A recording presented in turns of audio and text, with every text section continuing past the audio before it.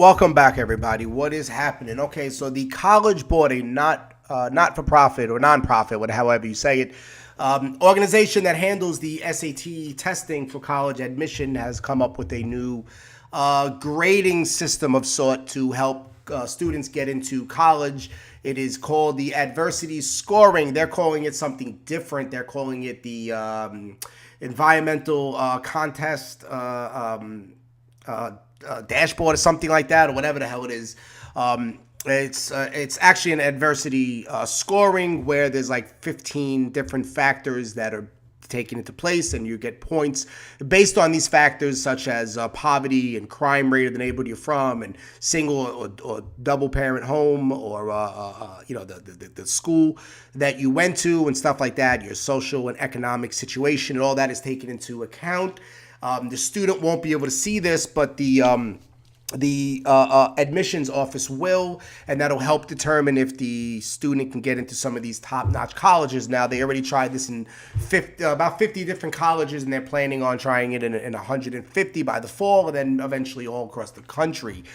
This is a terrible idea. This is just another way of dealing with race without saying race. It is definitely, according to the Wall Street Journal, where I read this in, it is definitely going to benefit more minority students, and it is to level the playing field of the privileged class against the non-privileged class by allowing students into a college based on levels of oppression. That's what this is. It's oppression points. It's another form of affirmative action. They actually said that in the event that affirmative action is repealed, they will have this to back it up. It's just another way of meeting a quota. Now, I have a problem with this. The problem I have is, parents, many parents, and this has nothing to do with skin color, many parents work very hard. They're very responsible. They sacrifice. They do what they have to do for their family, to put their family first, so their child gets a great education, so the child can go to a great university, graduate, get a good job, start a family of their own, and then repeat the cycle. That's the whole purpose of of family and of life in general for us. Is to try to do the best we can for our family. We are still a family-orientated society, despite what the members of the left might say, but we are. And this is what we do to ensure that our children get the best education. So we work very hard towards that goal, and now here you have a college board that wants to give out oppression points to people who come from a family who don't share the same philosophy in that. And these kids, they've done a disservice to their children. Now their children are ready for college. They don't have the necessary SAT scores to get in. So to help them get in, we're going to let them in based on race. A preferential treatment based on race is what affirmative action is. And we're also going to let them in based on their oppression points. So I think what these students need to do now, if they get in, they need to go around the neighborhood and shake the hands of the drug dealers and gang members for creating such a terrible environment that gave them points to get into college. It's like, hey, thanks for that murder on my corner last week, because I got into college because of it.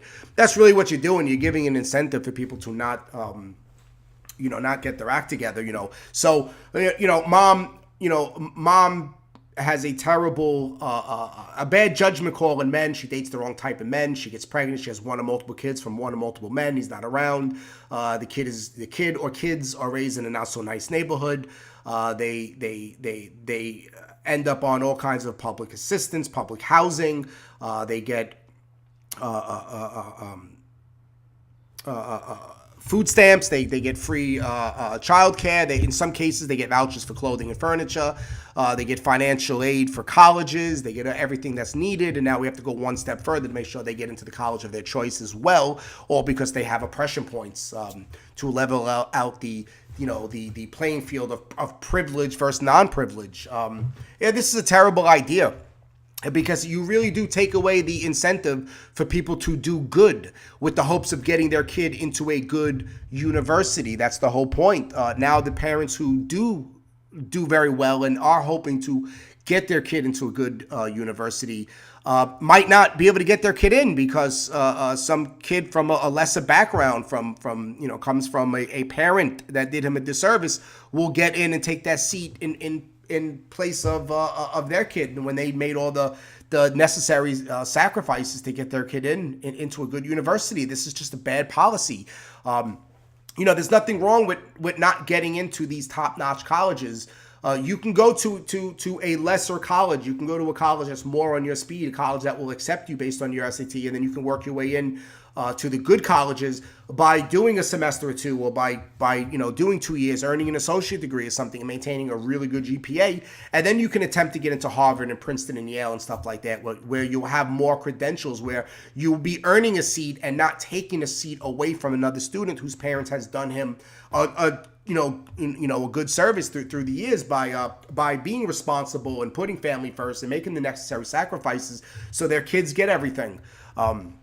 This is just bad policy. This is another way of punishing people for doing good and rewarding people for doing bad. You're going to reward people based on not making the best decisions in life by giving them a free ride. You're already giving them a free ride all the way up into college, and now you're strengthening their ability to get into a college that they don't necessarily belong into. Now, by the way, I meet the criteria of the people with the oppression points. I meet that criteria growing up. I grew up in the worst neighborhood in New York City during the 70s, 80s, and 90s. I grew up in Brooklyn, New York, in the worst neighborhood. No dad around. We were on welfare. I mean, I'm one of them. I'm someone who would be on that side of the aisle that would get in. I guess I would get in. I don't know if once the category of race comes in, if they'll let me in or not. But judging from the neighborhood I grew up in and the schools I went to and my social and economic situation, I would have had all those oppression points, and I would have been able to get into to a Harvard or Yale or anything like that. Based on that criteria, even though I don't necessarily belong in those schools, if my SAT scores don't reflect that of admission, then I don't belong there. It's just because I come from the shitty background, just because my mom did me a disservice and didn't raise me right and didn't provide me with the right tools needed, because my parents weren't there for me, didn't do the right thing. I don't deserve to go to these colleges. I should not be rewarded for my parents' bad decisions in life. Plain and simple. I don't think it's right. It's not right at all. And, it's just another way of bringing race into it without mentioning race. That's all this is. It's just another woke idea coming from the woke left to push a certain narrative that doesn't need to be pushed. This is all going to backfire when the quality of education is going to drop. A lot of these students don't do very well in the SATs, which is an indication of how well they'll do in that particular college. They're probably not going to do very well in that college. They're taking space up for nothing. They'll end up flunking out or transferring out to an easier school. This is just just another terrible Democratic, left-leaning policy. It's funny because the conditions in these bad neighborhoods, we can all point to these problems that the Democratic Party has put in place. These are policies that they've came up with that created these situations in these poor neighborhoods. It's like the Democrats created a disease and gave it to you, and now here they are trying to sell you the cure. That's all this is. They're trying to cure people of a disease that they handed to them in the first place. If you really want to fix those neighborhoods, you get rid of the Democratic policies. Watch how those neighborhoods turn around instantly once they no longer have the safety of the soft-hearted, self-loathing white liberal there to want to give them everything for free on the taxpayer's dime. Once they no longer have that and they have to fend for themselves a little bit, that's when they start making better decisions. That's when they decide not to have children until they're ready to have kids. That's when they decide to put their education first. That's when they decide to find long-term employment and make the necessary sacrifices needed in order to live a better life. But with the Democrats, it's like they'll turn everything to shit, but don't worry about it. They'll just give you oppression points to make up for it, and that's it. And that's how we'll turn this ship around. All right, well, let me know what you think. Please like, comment, share, subscribe, hit the bell, and I'll see you guys in the next video.